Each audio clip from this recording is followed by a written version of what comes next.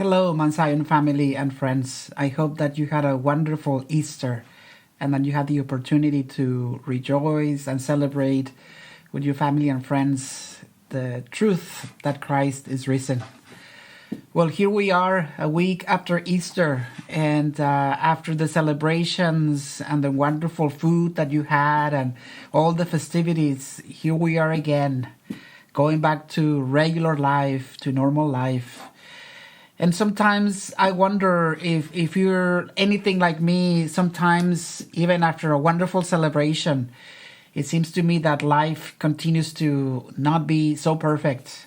Sometimes it feels that all we have left are the ashes of the dreams, of the aspirations, of the plans that we had because they all burned and crashed.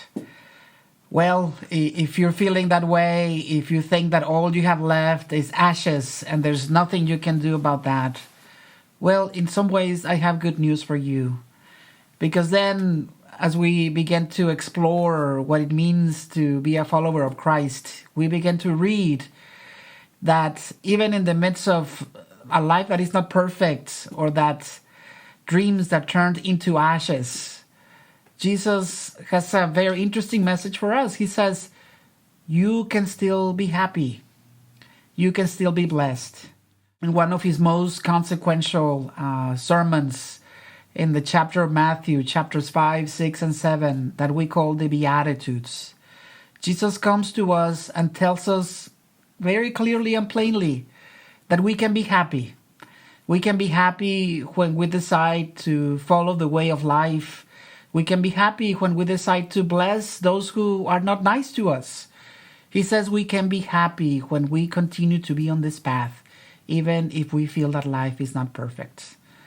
For the next few weeks, we're going to have a conversation about the Beatitudes. And the Beatitudes might be a very fancy word, but when you come to the translation of that word, it literally just means to be happy or to be blessed.